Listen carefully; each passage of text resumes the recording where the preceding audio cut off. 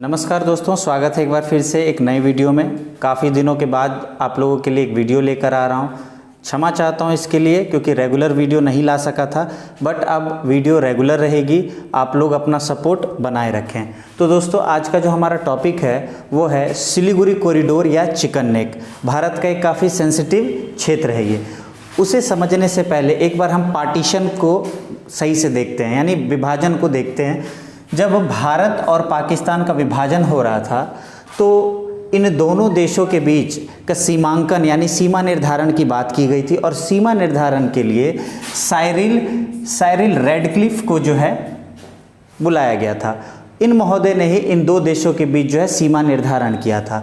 और जो पाकिस्तान था, पाकिस्तान का एक पार्ट जो वर्तमान में बांग्लादेश जिसे हम कहते हैं, वो पहले ईस्ट पाकिस्तान के नाम से जाना जाता था। ठीक है, ईस्ट पाकिस्तान। हालांकि इंडिया और पाकिस्तान का 1971 का वॉर, उसके बाद बांग्लादेश देश की उत्पत्ति हुई।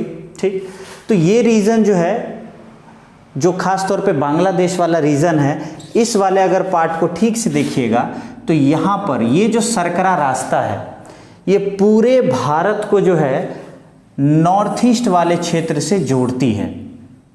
ठीक है, अगर ये रास्ता अगर ना रहे तो ये पूरा जो नॉर्थ ईस्ट एरिया है भारत के यहाँ से निकल सकता है। अब एक सवाल आता है दोस्तों कि इस क्षेत्र का नाम चिकन नेक क्यों है, या चिकन नेक यानी मुर्गे का गर्दन। ठीक है, ये नाम क्यों पड़ा इसका चिकन नेक। जैसे दोस्तों मुर्गे का अगर गर्दन तोड़ दिया जाए पूरा मुर्गा खत्म, है ना। सेम उसी प्रकार देखिए, अगर ये पतला सा रास्ता अगर तोड़ दिया जाए तो भारत का ये जो पूरा पार्ट है, ये पूरा पार्ट ही भारत से छूट जाएगा, टूट जाएगा, खत्म हो जाएगा। नॉर्थ ईस्ट पे कोई कंट्रोल ही नहीं रहेगा। ये बहुत ही इंपॉर्टेंट है। जैसे मुर्गे के लिए उसका गर्दन इंपॉर्टेंट था, भारत के लिए सिलीगुड़ी कॉरिडोर इंपॉर्टेंट है, ताकि पूरा नॉर्थ ईस्ट रीजन जो है उसके कंट्रोल में रहे। ठीक है दोस्तों, तो विभाजन को इसीलिए यहाँ पर बताया क्योंकि विभाजन के बाद से ही ये एरिया तो चला गया था ईस्ट पाकिस्तान के पास, और इस रास्ते के जाने के बाद ही ये सरकरा पतला सा रास्ता बचा हमारे पास पूरे नॉर्थ ईस्ट को जोड़ने के लिए। ठीक है, तो चलिए इसे एक एक करके समझते हैं इसके पॉइंट को। ठीक है, देखिए दोस्तों, ये जो कॉरिडोर है हमारा सिलीगुड़ी कॉरिडोर चिकन नेक, ठीक, जिसे हम कहते हैं, इसके समीप देखिए एक तो चाइना है ऊपर नॉर्थ में, इधर हम कह सकते हैं ईस्ट में इसके भूटान है, साउथ में हम कह सकते हैं कि बांग्लादेश है, और वेस्ट में हम कह सकते हैं कि नेपाल है। ये काफ़ी सेंसिटिव एरिया है। मैं बार बार कह रहा हूँ कि बहुत ही ज़्यादा सेंसिटिव एरिया है भारत के लिए। अब इतने से पतले रास्ते, इतने से यानी पतले से कॉरिडोर के बदौलत ही भारत अपने इस पूरे रीजन को कंट्रोल कर रहा है। अब जब इस रीजन पे ध्यान दे अगर ठीक से, तो सबसे पहले इसके लेंथ को ध्यान देते हैं, उसके बाद नॉर्थ ईस्ट पे जाते हैं। इसका लेंथ अगर देखें दोस्तों तो इस क्षेत्र की चौड़ाई कितनी है, लंबाई कितनी है इसकी, 60 किलोमीटर। अगर चौड़ाई की बात करें इसकी तो ये सिर्फ 20 किलोमीटर। नीचे की इसकी चौड़ाई की बात करें तो ये 17 किलोमीटर है। ये इतना छोटा पतला सरकरा रास्ता है, और ये रास्ता जो है पूरे नॉर्थ ईस्ट जोन को जो है जोड़ता है। इसमें जैसे देखिए एक सिक्किम है, अरुणाचल है, नागालैंड है, इसके बाद जो है फिर मणिपुर है, मिजोरम है, त्रिपुरा है, फिर असम है और मेघालय है। अगर सिक्किम को लगा दिया जाए तो पूरे 8 स्टेट है। अगर सिक्किम को हटा के गिना जाए तो ये 7 स्टेट है। इन्हीं 7 स्टेट को दोस्तों 7 सिस्टर के नाम से भी, 7 सिस्टर स्टेट के नाम से भी जाना जाता है। सिक्किम को अगर लगा दे तो 8 हो जाएगा टोटल। ठीक है, भारत देखिए इस क्षेत्र को लेकर कितना ज़्यादा सीरियस है। ये जो हमारा सिलीगुड़ी कॉरिडोर है, इस कॉरिडोर से मात्र 130 किलोमीटर की दूरी पर चाइना का चुंबी वैली है दोस्तों, चुंबी वैली। इसी चुंबी वैली के सबसे साउदर्न पार्ट में डोकलाम है। ये डोकलाम जो क्षेत्र है ये एक तरीके से ट्रायंगल बॉर्डर बनाता है। इस ट्रायंगल बॉर्डर में भूटान, इंडिया और चाइना, इन तीनों का एक बॉर्डर बनता है यहाँ पर। इसी क्षेत्र में याद होगा आप लोगों को 2017 में एक विवाद हुआ था, आऊँगा उस विवाद पे, लेकिन बस मैं बता रहा हूँ कि डोकलाम जो है हमारे लिए काफ़ी इंपॉर्टेंट है। डोकलाम से ही ऊपर सिक्किम से सटे हुए नॉर्थ की साइड बढ़ते हैं तो नाथुला है। चाइना जो है हमेशा से, चाइना भारत की देखिए कमज़ोरी को अच्छे से जानता है, इसीलिए चाइना क्या करता है, यहाँ प्रेशर बना रहा है, यहाँ पिन आउट करता है। वो डोकलाम जैसे क्षेत्र पर क्या कर रहा है, सड़क निर्माण का काम करता है, सड़क निर्माण का कार्य करता है, क्योंकि वो जानता है कि इंडिया का भाई दुखती रथ यही है, सिलीगुड़ी कॉरिडोर। अगर ये रास्ता टूटा, पूरा नॉर्थ ईस्ट निकल गया उसके हाथ से। चाइना तो वैसे भी अरुणाचल प्रदेश पे क्लेम करता है कि ये तो तिब्बत का दक्षिणी पार्ट है ना, तो ये काफ़ी इंपॉर्टेंट है हमारे लिए। इसके अलावा ध्यान रखिएगा कि ये जो चुंबी वैली है चाइना का, ये सिलीगुड़ी कॉरिडोर से कितना है, 130 किलोमीटर है। भारत इस रीजन को जो है सुरक्षित रखने के लिए आर्मी बेस कैंप या एयर बेस कैंप भी बना रखा है। ध्यान दीजिएगा इधर दोस्तों, अगर मैं कहूँ ये जो रास्ता है हमारा सिलीगुड़ी कॉरिडोर, इस रास्ते से, क्योंकि इसकी चौड़ाई ज़्यादा नहीं है दोस्तों, इसकी लंबाई चौड़ाई ज़्यादा नहीं, एक बहुत ही सरकरा पट्टी है ये, और यहाँ पर रेलवे लाइन, बड़ी बड़ी रेलवे लाइन के अलावा सड़कें, ये सब निर्माण करना, ज्योग्राफिकल कंडीशन भी देखा जाता है यहाँ पर, और उस ज्योग्राफिकल कंडीशन की भी बात करूँगा। यहाँ पर सबसे पहले देखते हैं army base camp. Army base camp हमारा एक गंगटोक में है, और इधर तवांग में भी है, और इधर दीमापुर में भी है, ठीक है। अगर यहाँ पर हम बात करें रेलवे लाइन की, तो ये जो एरिया है दोस्तों, ये एक तराई क्षेत्र है, और तराई क्षेत्र होने के कारण यहाँ की जो भूमि है, यहाँ की जो मिट्टी है, वो रेतीली मिट्टी है, और रेतीली मिट्टी पर रेलवे लाइन, बड़ी बड़ी रेलवे लाइन प्रोजेक्ट बनाना थोड़ा संभव नहीं, असंभव कार्य लगता है। दूसरी बात कि इसी सिक्किम के ऊपर नॉर्थ रीजन में जैसे ही हम लोग बढ़ते जाएंगे, नॉर्थ वाले पार्ट में से बढ़ते जाएंगे, सिक्किम वाले इस पार्ट में यहाँ पर माउंटेनी एरिया है। इस माउंटेन एरिया में जैसे एक यहाँ फेमस माउंटेन, आप लोगों ने नाम सुन रखा होगा इसका, कंचनजंगा। कंचनजंगा माउंटेन है जो कि एक तरीके से सिक्किम और नेपाल के मध्य है, एक तरीके से बॉर्डर का भी काम कर रहा है। इसी के समीप से जो है दो नदियाँ भी हैं, दो नदियों में एक जलढाका नदी है और एक नदी है तीस्ता नदी। तीस्ता नदी का विवाद इंडिया और बांग्लादेश का विवाद है, ठीक है।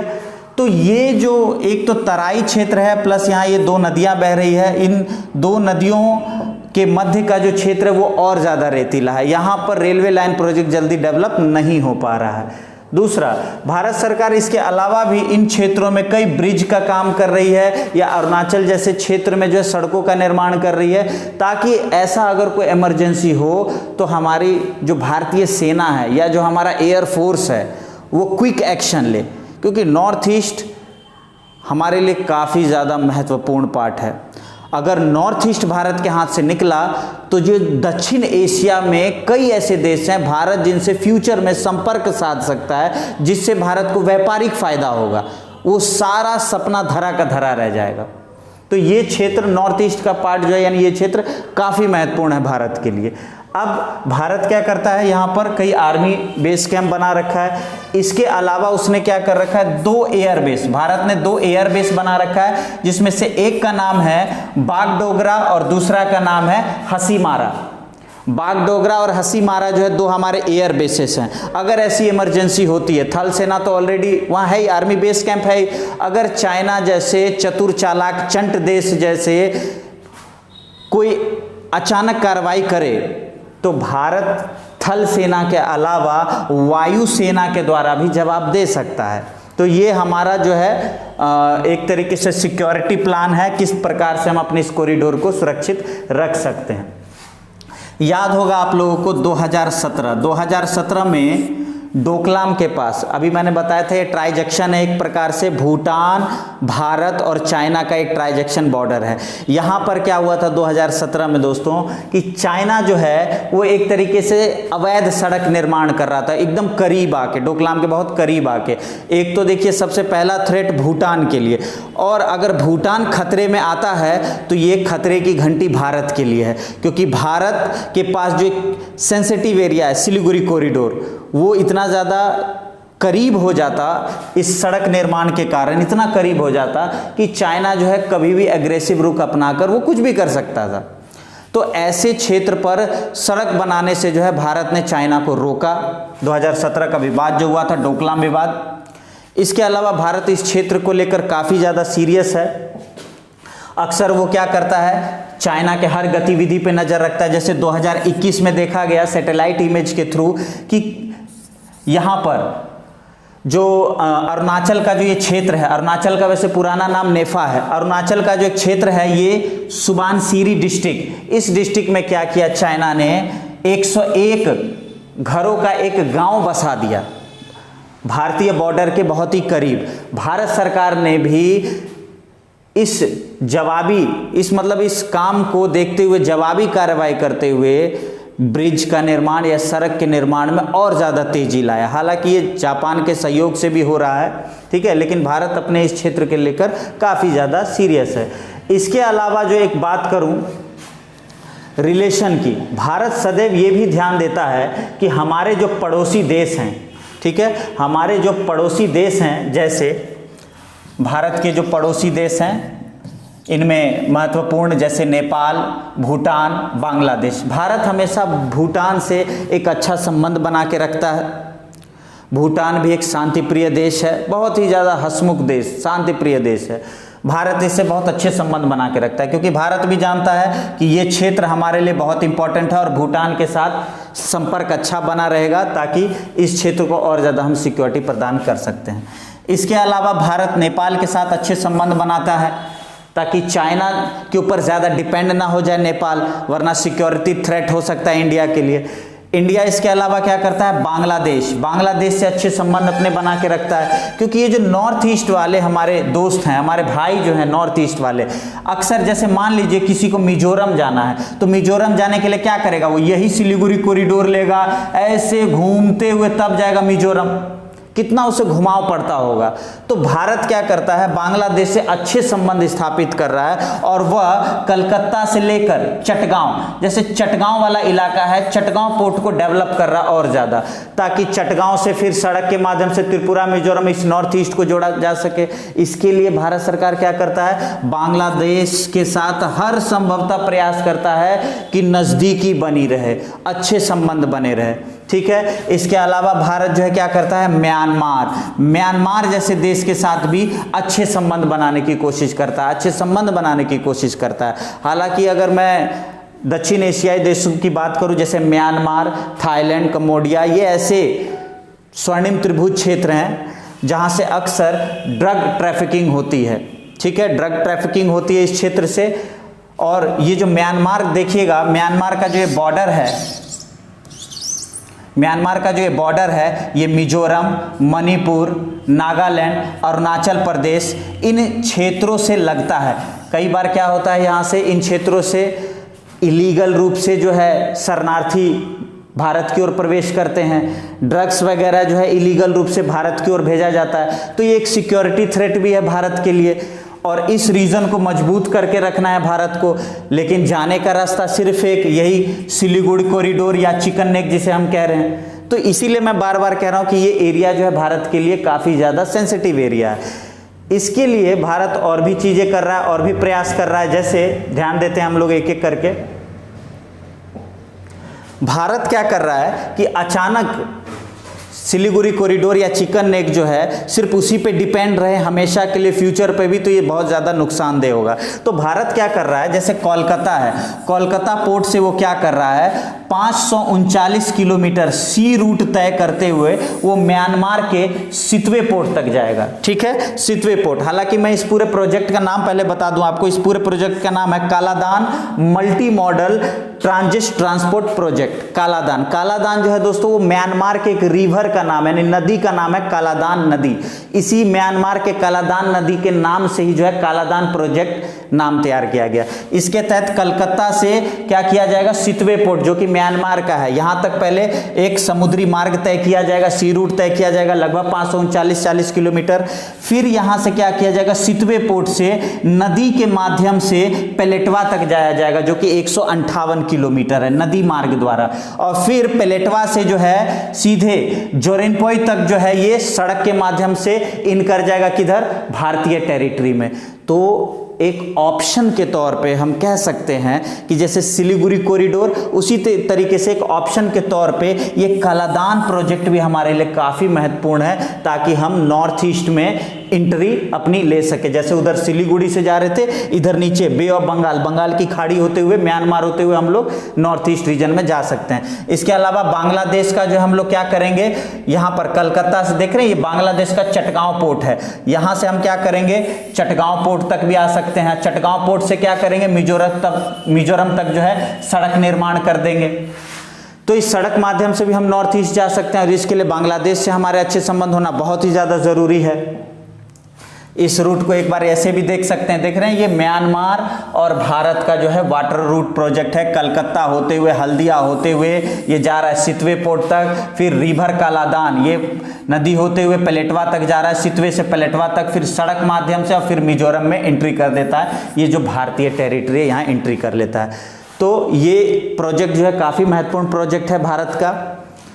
इसके अलावा अगर चाइना की बात करें तो चाइना दोस्तों हमारा एक ऐसा पड़ोसी देश है जो शुरू से ही, चाइना का तो खैर इतिहास ही ऐसा है, साम्राज्यवादी इतिहास, विस्तारवाद का इतिहास, हमेशा से जो है वो दूसरे की टेरिटरी पे भी क्लेम करके कहता है ये हमारा बपौती है, लाओ इसे हम अपने अंडर में लेंगे।